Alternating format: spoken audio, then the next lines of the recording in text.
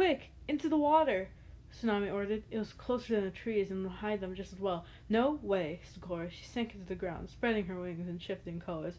Her scales flowed into the rocky, sandy pattern below her until she was impossible to see, especially from the sky. It happened so fast, Tsunami nearly lost track of where she was. Gloria was getting better at that trick. Fine, come on, Sunny. Tsunami reached for the little sand wing. I'd rather not, Sunny squeaked. I can make it to the trees. I'll fly really fast. She jumped off Clay's back and flapped after Starflight.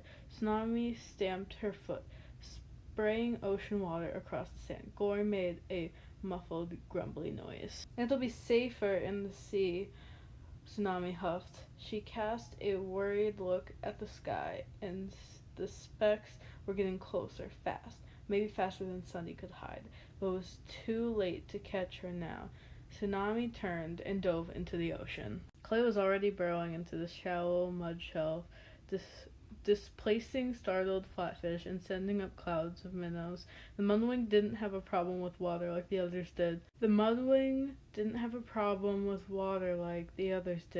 Since he could hold his breath for up to an hour. Tsunami breathed in the salt water rushing into her gills.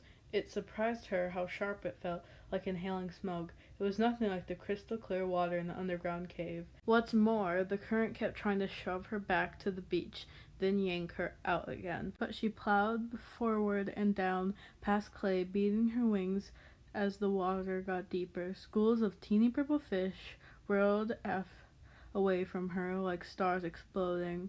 Over the edge of the sand shelf, the deeper ocean floor was covered in bundles of eelgrass, waving dark green tendrils reaching up to brush Tsunami's underbelly. She glanced up at the sky above her, still empty, and decided to risk surfacing. She had to be sure Sunny was safely hidden. The thunder of wing beats echoed in her ears as she poked her head out and turned toward the beach.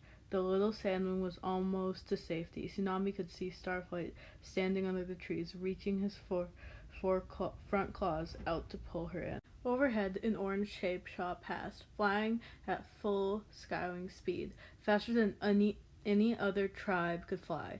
A red dragon flew close behind the first, followed by three more.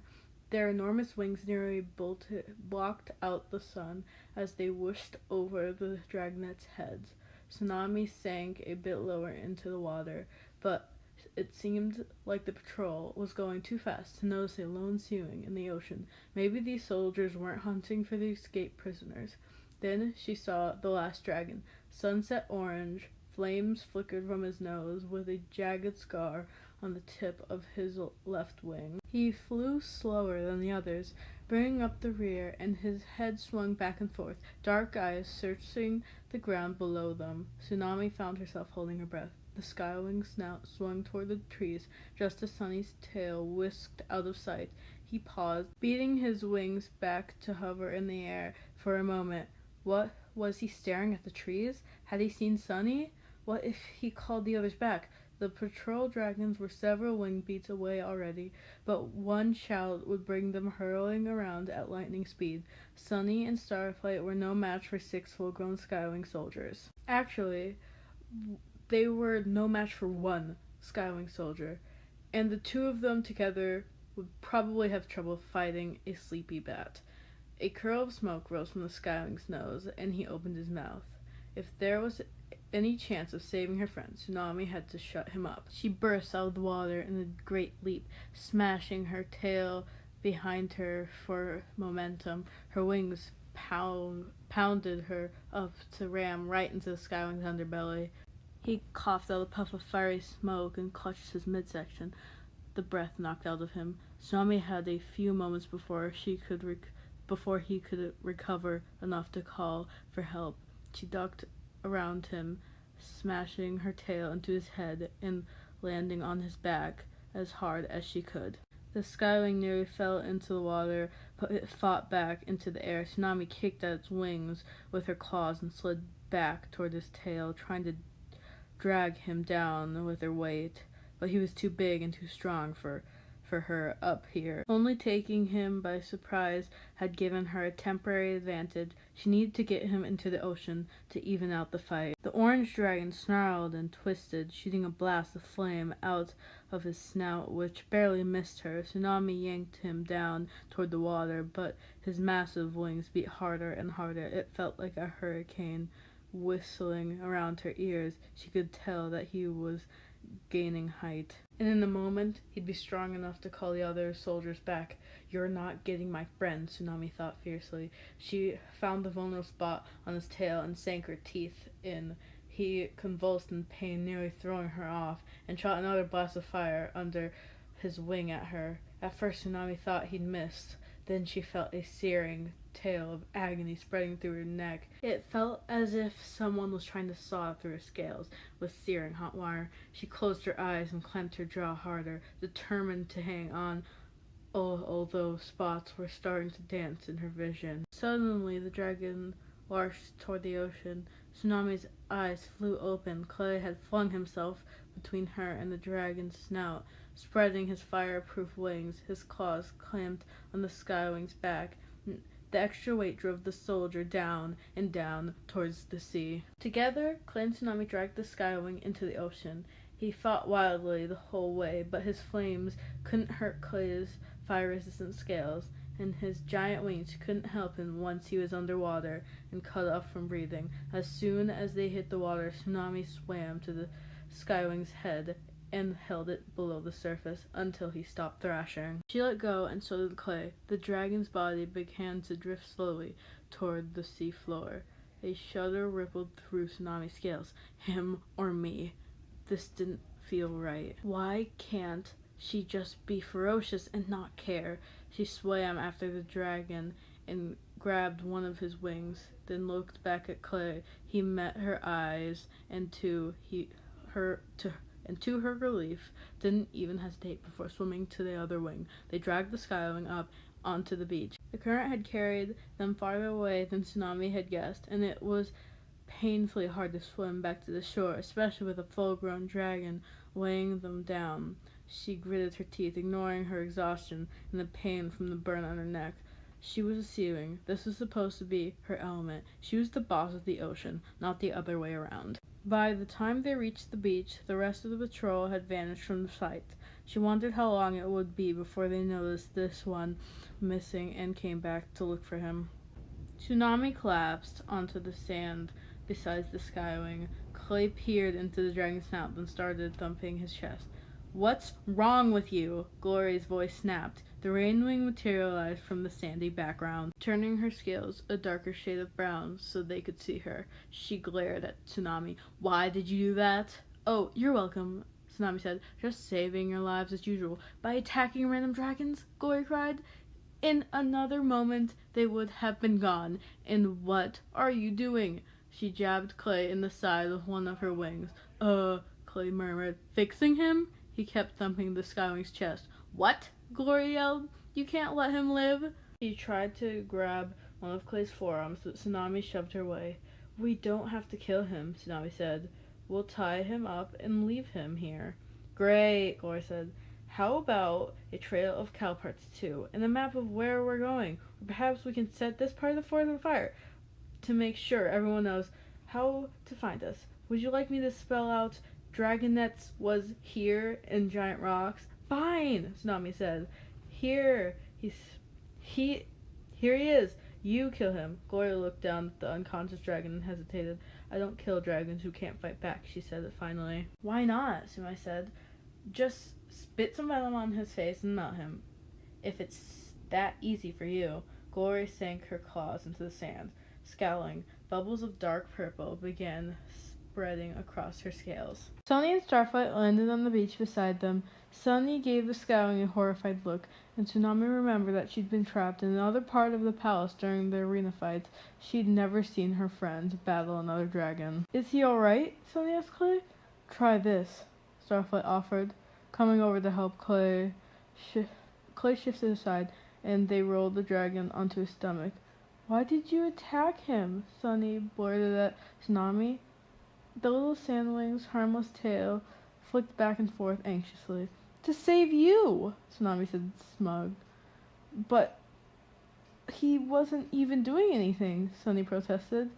He was just flying by. All four of them were looking at Tsunami like she was the kind of dragon to hide on the rocks and bite innocent passerbys for fun. She arched her neck indignantly. I thought he saw you, she growled. He was about to call out to the others. I saw him open his mouth. So did I, said Glory. I'm pretty sure he was yawning. Pretty sure, Tsunami said. Would you risk our lives on pretty sure? Was he yawning? Did I attack him for nothing? That can't be right. I saw danger and I reacted appropriately. Didn't I? Maybe if you just stopped to think for a second, Starflight said. Or forever? Like you? Think. Worry. Never do anything, Tsunami cried. The Skywing suddenly coughed, and seawater flowed out of his snout. Clay ruffled his wings with a pleased expression. Oh, wonderful. Our enemy will survive. Well done. We have to get out of here, Gloria said. She took a step back and glanced at the sky, where the other soldiers had disappeared. So, what do we do with him now, oh great leader? Tsunami had no idea. She glanced around frantically. Maybe if they could find some vines to tie him up with. There's a tree, Starflight said, jumping to his feet. In the forest? No way, Gloria said. A tree? In the forest? Being sarcastic is not helping, Tsunami snapped at her. I mean a fallen tree, Starlight said. We can use it. Glory, stay and guard him. Clay and Tsunami, come on, quick. Clay charged up the beach behind him. Tsunami paused for a moment. She didn't like leaving the soldier, even if he wasn't fully awake yet. She also didn't partly like taking orders from Starflight. Go on, hurry, Sunny said, nudging her with one wing. Not far into the forest, a large tree had fallen, with the top of its branches brushing the sand. Clay and Tsunami shoved and rolled it onto the beach and dragged it down to the Skywing, while Starflight flapped around, squawking instructions. As if we need to be told how to move a tree, Tsunami thought grumpily. The soldier's eyes were blinking awake as they reached him. He coughed and coughed again, lifting his head to peer groggily at the dragonets. So, how does the tree help? Tsunami asked. We put it on top of him, Starflight said, so he'll be trapped in place, at least long enough for us to get away. Tsunami hated to admit it, but it was a good idea. She helped Clay wrestle the tree over until it lay heavily across the orange dragon's back and wings. The Skywing tried to push himself up, but the tree kept him pinned to the sand. What if he's stuck here forever? Sunny worried. She reached over and brushed some sand off the Skywing's snout. He snorted a puff of smoke, and Clay pulled her back. Maybe we could just let him go? We can't do that, Tsunami said. I wish you hadn't attacked him, Sunny said, ducking her head. Me too, said Glory. It wasn't the smartest move, Starflight agreed. Tsunami's gills flared, and she spread her wings. You don't know that, she said. Maybe I saved us. Again. She looked at Clay, but he only shrugged, as if he wasn't sure. Thanks for the support, guys, Tsunami thought angrily, when all I'm trying to do is keep everyone safe. Don't worry, Sunny, Clay said, patting the little sandwing's head. His friends will come back looking for him eventually. Eventually or soon, Glory said. So like I said, let's seriously get out of here. Wait, the Skywing rasped. His voice was hoarse and deep. He wrestled, lashing his tail across his hand. Don't leave me like this. Starflight stepped into his line of sight and gazed down at him.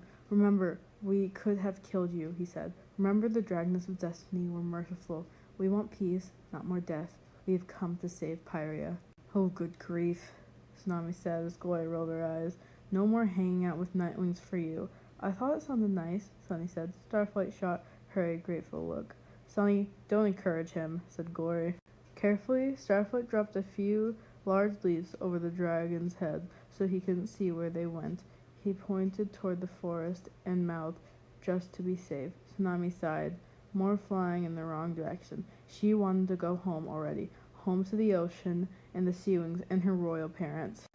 But she couldn't argue about it with the Skywing listening, and the others were already nodding. All of them were ready to follow, anxious overly cautious starflight yet again, and none of them thought she'd done the right thing by attacking this skywing, even though it was to save their stupid scale. Soon she would be with her own dragon.